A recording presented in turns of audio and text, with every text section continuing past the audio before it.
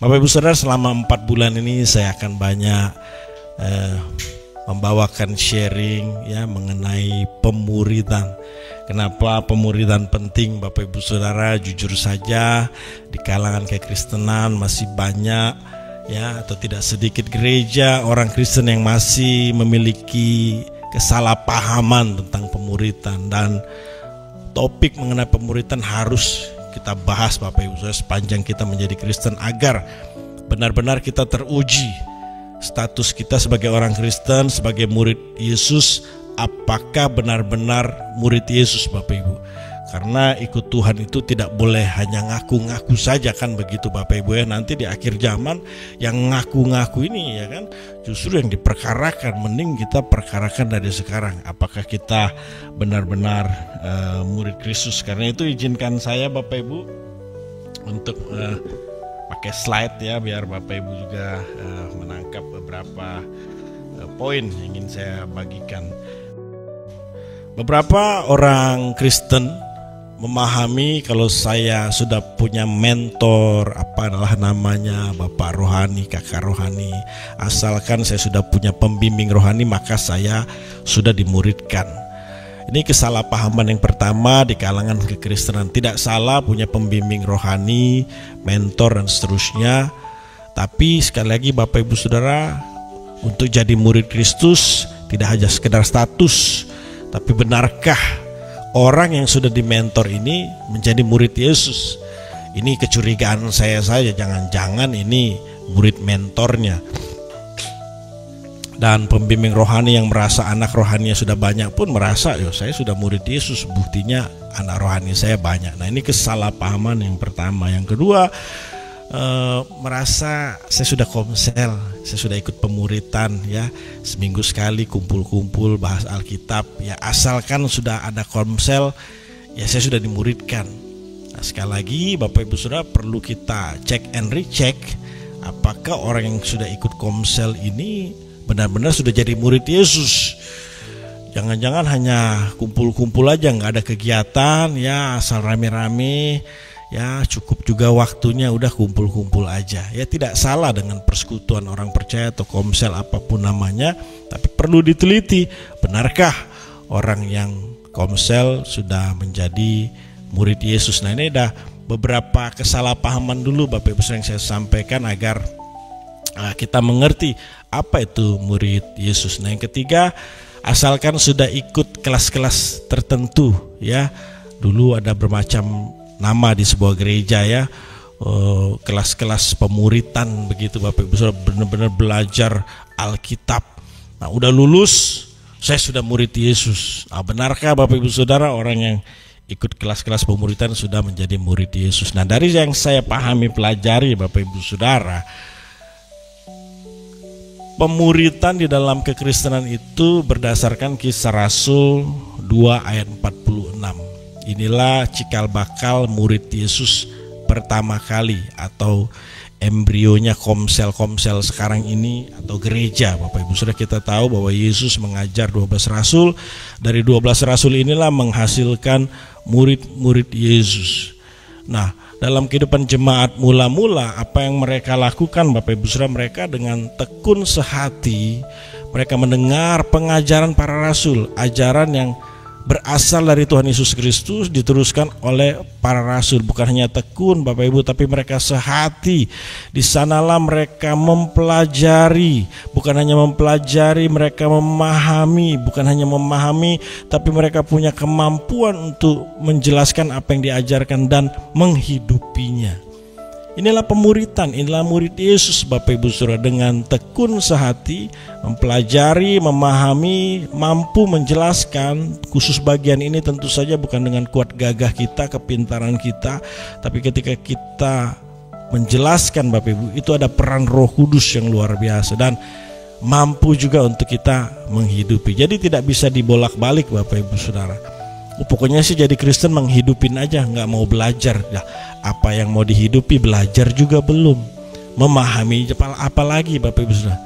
Nah, kalau ditanya menjelaskan nggak bisa, nggak tahu bagaimana bisa menghidupi kehidupan seperti Kristus atau kehidupan seperti jemaat mula-mula dan para rasul. Tidak mungkin Bapak Ibu. Pemuridan itu memang harus melewati satu proses yang panjang, dan ini butuh ketekunan, butuh kesehatian. Dikatakan tekun dari bahasa aslinya hupomone Bapak Ibu ya. Satu keteguhan, punya daya tahan, bahkan di saat dalam penderitaan pun tetap setia. Itu kira-kira yang dilakukan oleh para murid. Sudah belum orang Kristen sampai di level ini? Tekun Bapak Ibu Saudara, punya keteguhan, punya daya tahan, bahkan di saat kondisi tidak baik-baik saja tetap setia. Nah, kalau dari kehadiran Bapak Ibu Saudara di Deeper Every Morning sudah masuk kategori Bapak Ibu Saudara. Wah, ya ini yang di Zoom, di media lainnya, kita udah masuk kriteria murid Yesus, tekun Bapak Ibu Saudara ya. Setiap hari belajar ya kan, sampai kita punya kemampuan untuk menjelaskan dan kita menghidupinya. Nah, lalu kata setia ya, sehati, kata sehati, tekun dan sehati. Kalau dikatakan sehati Bapak Ibu, bukan hanya ngumpul-ngumpul bareng, kepunyaanmu kepunyaanku, itu sehati. Jelas itu sehati Bapak Ibu saya, mereka saling support satu dengan yang lain. Tapi sehati di sini juga memiliki pengertian apa yang diajarkan Tuhan Yesus, yang diteruskan oleh para rasul, kemudian diajarkan kepada jemaat mula-mula sampai kepada kita hari ini. Itu ajaran yang tidak memiliki perbedaan yang tajam. Ada perbedaan tapi tidak tajam. Khususnya Bapak Ibu dalam ajaran dasar kekristenan. Sejak waktu itu sudah ada pertanyaan-pertanyaan praktis yang mengganggu jemaat, ya, apalagi yang berhubungan dengan kehidupan mereka sebagai orang Yahudi, mengenai sunat, mengenai makan minum persembahan berhala, mengenai puasa dan sebagainya ditanyakan, dan itu dijawab oleh para rasul Bapak Ibu. Dijelaskan mengenai hal ini. Terjawab semua pertanyaan-pertanyaan yang sehubungan dengan kehidupan sehari-hari terjawab. Nah, apalagi pertanyaan dasar ya. Doktrin dasar, kalau kita kenal hari ini dengan doktrin dasar kekristenan, ini tidak mungkin punya perbedaan yang tajam, sama Bapak Ibu Saudara ya, diteruskan sampai kepada kita hari ini. Jadi sehati di sini tentu saja memiliki kesamaan dalam ajaran. Nah Bapak Ibu, yang pagi hari ini saya ingin bawakan mengenai hal ini Bapak Ibu Saudara ya. Apa pandangan kita mengenai ajaran ini? Apakah kita memiliki kesamaan Bapak Ibu? Karena yang sedang kita praktekkan ini tentu saja ajarannya Tuhan Yesus kan Bapak Ibu ya. Jadi murid Yesus itu bukan muridnya Winter, bukan muridnya gereja dengan merek tertentu. Dia harus jadi murid Yesus. Orang-orang yang mempelajari apa yang Tuhan Yesus ajarkan, memahami apa yang Tuhan Yesus ajarkan ya, lalu dia bisa menjelaskannya dan dia menghidupinya. Nah, ada satu pernyataan yang sering kita dengar Bapak Ibu dari atas mimbar melalui seorang hamba Tuhan di gereja tertentu, jangan mengusik hamba yang diurapi. Pagi ini saya tidak sedang menyindir atau menyinggung siapapun, tapi percayalah Bapak Ibu Saudara ya, pada faktanya banyak orang Kristen ketakutan dengan pernyataan ini, terintimidasi sampai tidak berani ngomong apa-apa kepada hamba Tuhan. Dan tidak sedikit orang Kristen membawa hal ini ke rumah ya. Para suami bilang jangan mengusik hamba yang diurapi. Oh, nggak bisa kalau udah sampai rumah Bapak Ibu, tetap suami kalah sama istri ya kan. Ya udah, silakan mengusik. Lalu istri pakai ayat juga, udah pergilah, jangan berbuat dosa lagi gitu kan. Kalau di rumah udah beda. Nah Bapak Ibu Saudara, jangan mengusik hamba yang diurapi ini berlatar belakang dari kitab 1 Samuel 24 ayat 6 dan 10 ya. Jadi pada waktu itu Israel sedang berperang dengan tentara Filistin. Saul yang memimpin peperangan, dia kabur Bapak Ibu Saudara, masuk ke dalam sebuah gua. Di situ dia mau buang hajat, dan Daud beserta pasukannya ada di situ Bapak Ibu. Diam-diam Daud memotong puncak jubahnya Saul Bapak Ibu Saudara. Lalu Daud berkata kepada Saul, ketahuilah, pada hari ini matamu sendiri melihat bahwa Tuhan sekarang menyerahkan engkau ke dalam tanganku dalam gua itu. Orang yang telah menyuruh aku membunuh engkau, tetapi aku merasa sayang kepadamu, karena pikirku aku tidak akan menjamah tuanku itu, sebab dialah orang yang diurapi Tuhan. Dalam pandangan Daud Bapak Ibu Saudara, Saul adalah orang yang diurapi Tuhan, orang yang dipilih Tuhan, dipersiapkan Tuhan ya menjadi pemimpin bangsa Israel ini orang yang diurapi Tuhan. Inilah alasan kenapa Daud tidak mengusik hambanya yang diurapi. Nah Bapak Ibu, kalau kita baca konteksnya ya, kita lihat latar belakangnya. Mengusik di sini kalau Bapak Ibu sudah lihat dari bahasa Indonesia itu mengganggu, menilai, menegur ya. Ada banyak pengertian Bapak Ibu Saudara. Nah, dalam konteks ini Daud tidak mengusik Saul dalam konteks mengakhiri nyawanya Saul atau membunuh Saul. Dalam konteks ini Daud tidak mengusik Saul Bapak Ibu. Dia tidak mengusik Saul dalam konteks sekali lagi menghilangkan nyawanya Saul. Daud tidak menghilangkan nyawanya Saul. Tapi kalau Bapak Ibu baca keseluruhan 1 Samuel 24 ini, Daud mengusik Saul dalam konteks menasehati dia, menilai dia, menegur dia. Bahkan nanti Bapak Ibu baca ayatnya, Saul sampai menangis dan menjadi sadar kesalahannya atau kejahatannya terhadap Daud. Justru Bapak Ibu Saudara, Alkitab sejak perjanjian lama, nanti kita bahas perjanjian baru, tidak ada satu orang yang diurapi Tuhan pun yang luput dari usikan. Hampir sebagian, bukan hampir, semua tokoh-tokoh Alkitab yang diurapi Tuhan pasti diusik Bapak Ibu Saudara. Mengalami usikan itu Bapak Ibu Saudara ya. Contohnya di sini adalah Saul. Nah, dari sini kita bisa belajar kan Bapak Ibu Saudara ya,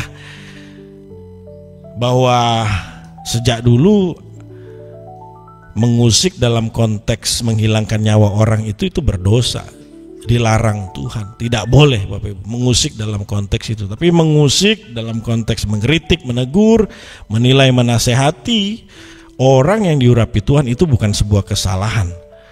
Ya, bahkan nanti sebuah keharusan kalau kita contoh teladannya Tuhan Yesus.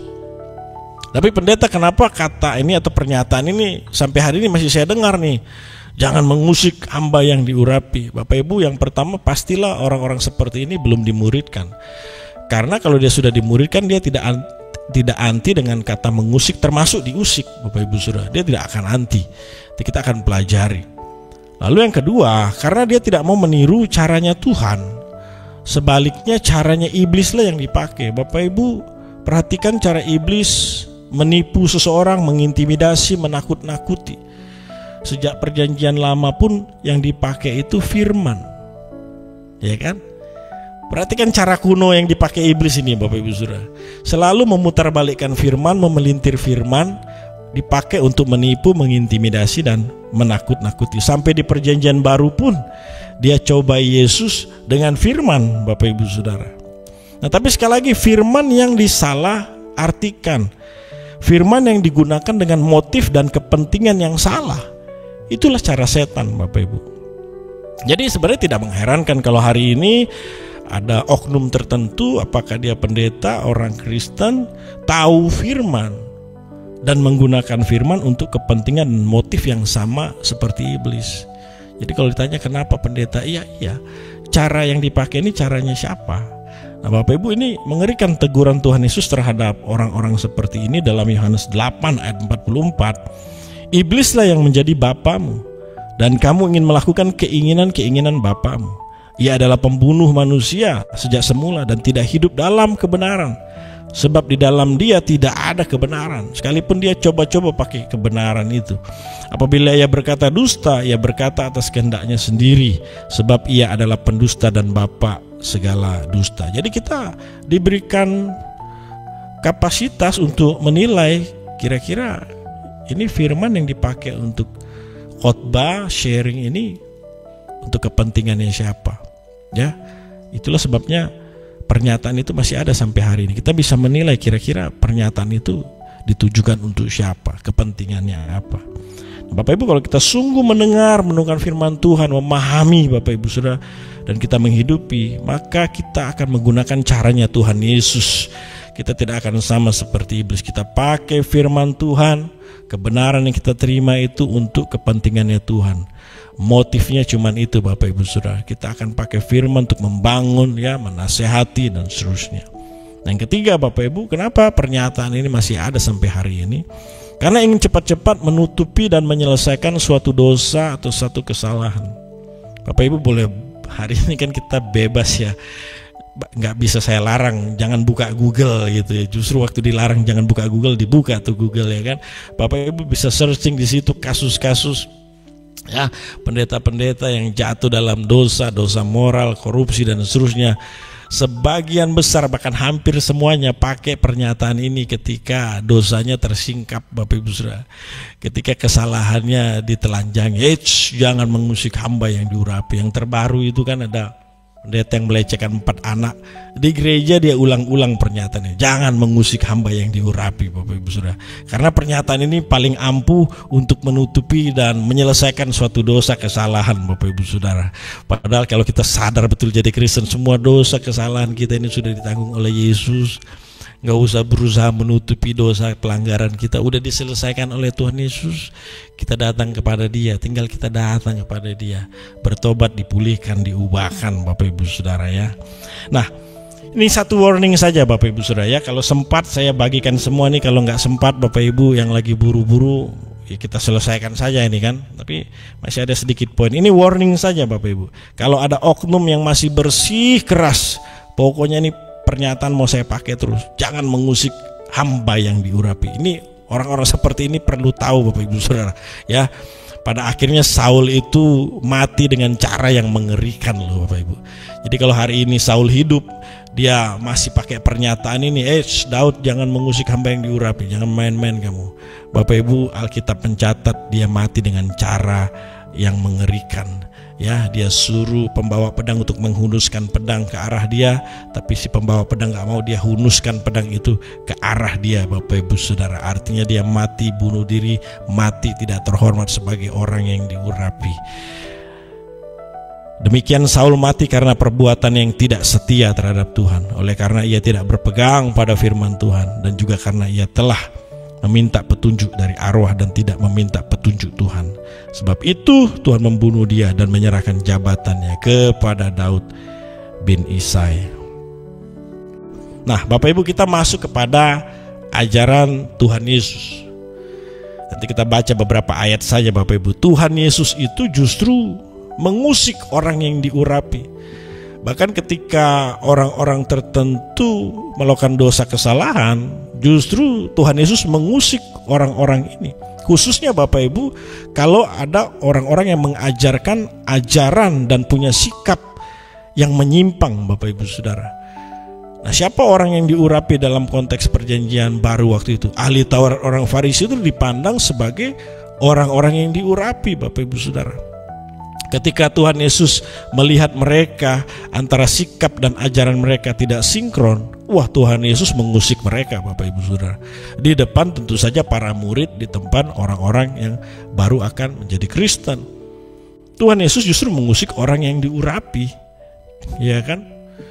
Jadi orang Kristen dengar kata mengusik ini nggak usah terganggu lah. Tuhan kita waktu jadi manusia dengan sengajanya Bapak Ibu dia mengusik orang-orang ini. Apalagi kalau sudah ajarannya menyimpang, apalagi kalau sikap dan ajarannya ini tidak sinkron. Dalam Matius 15 ayat 14, biarkanlah mereka orang buta menuntun orang buta. Jika orang buta menuntun orang buta, pasti keduanya jatuh ke dalam lubang. Matius 18 ayat 6, tetapi barang siapa menyesatkan salah satu dari anak-anak kecil ini, yang percaya kepadaku, lebih baik baginya jika sebuah batu kilangan diikatkan pada lehernya lalu ditenggelamkan. Celakalah kamu ahli Taurat orang Farisi, kamu orang munafik, karena kamu menutupi pintu-pintu kerajaan sorga di depan orang, sebab kamu sendiri tidak masuk dan orang yang hendak masuk ke dalamnya kamu halang-halangi. Ya, sehubungan kita tinggal di negara yang punya aturan hukum Bapak Ibu Saudara ya, ketika kita mengusik orang-orang tertentu ya kita tidak boleh sebut nama dan merek Bapak Ibu. Nanti kita kena undang-undang ITE. Apalagi di negara kita ini etika ada kalanya, tidak selalu ada kalanya etika lebih dijunjung tinggi dibandingkan kebenaran ya kan. Padahal kalau diilustrasikan kita sedang ngelihat orang nih Bapak Ibu, dia jalan tapi dia sedang menuju jurang.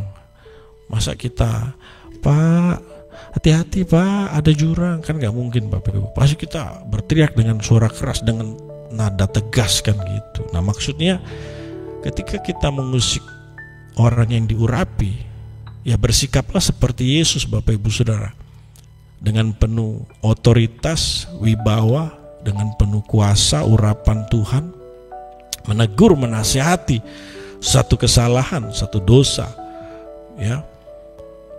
Apalagi ini konteksnya Bapak Ibu antara sikap orang ini dengan ajaran ini tidak sinkron. Oh, marah Yesus. Disebut ini orang munafik. Yesus tegur. Nah, tapi sekali lagi Bapak Ibu, karena kita dibatasi dengan etika, dengan kehidupan bermasyarakat, memang tetap yang namanya cara diusahakan seberusaha mungkin bersikap baik Bapak Ibu Saudara. Tapi kan di titik tertentu ya harus Bapak Ibu Saudara, termasuk hamba Tuhan seperti saya ini, kalau ajarannya menyimpang, apalagi antara sikap dengan ajaran saya tidak sinkron, ya harus ada orang yang mengusik saya Bapak Ibu.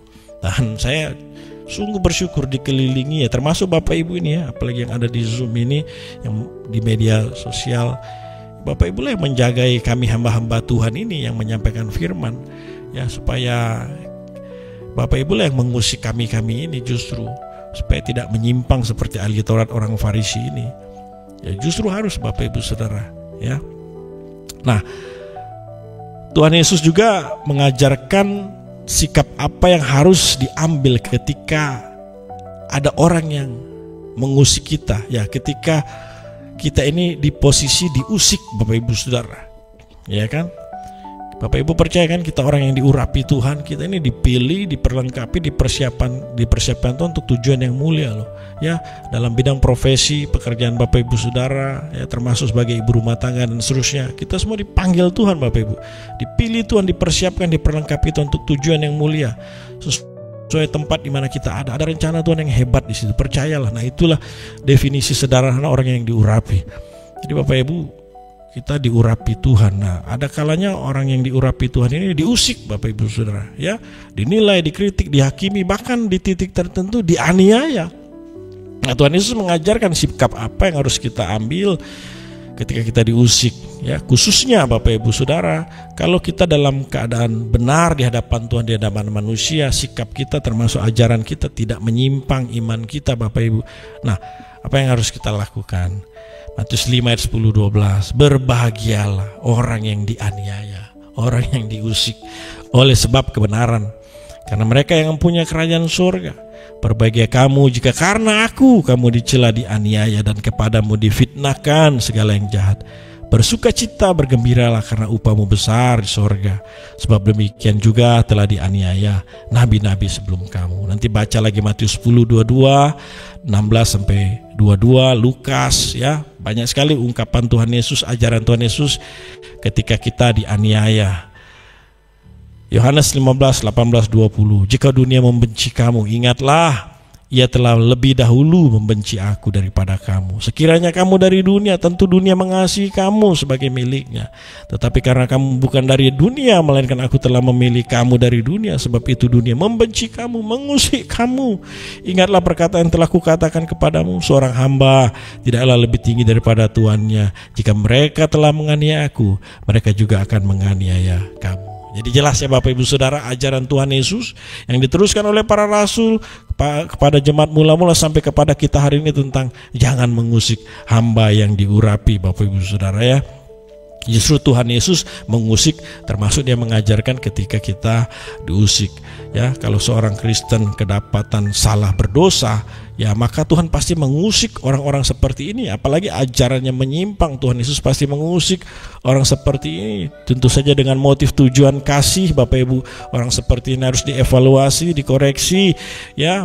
Dia harus bertobat dan berubah. Nah, kalaupun kita kedapatan hidup berkenan di hadapan Tuhan, di hadapan manusia, terus kita diusik Bapak Ibu, tidak perlu terganggu. Sebab percaya Bapak Ibu, dari ayat-ayat yang tadi saya tunjukkan, Tuhan pasti memberikan pertolongan, kekuatan, dan upahnya besar di sorga, ya. Tuhan Yesus tidak menyembunyikan resiko-resiko yang dialami ketika kita diusik. Tapi di sisi yang lain Tuhan Yesus memberikan pengharapan, penghiburan ketika kita diusik Bapak Ibu Saudara. Terakhir saya simpulkan, ada banyak cara bagi seseorang untuk menutupi dosa kesalahannya. Salah satunya menggunakan firman Tuhan yang diputarbalikkan atau pernyataan jangan mengusik hamba yang diurapi.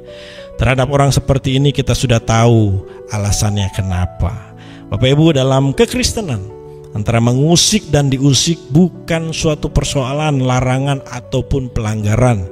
Justru Alkitab menjelaskan hal ini melalui ajaran Tuhan Yesus yang diteruskan oleh para rasul. Para rasul jemaat mula-mula mempraktekkan hal ini, Bapak Ibu Saudara.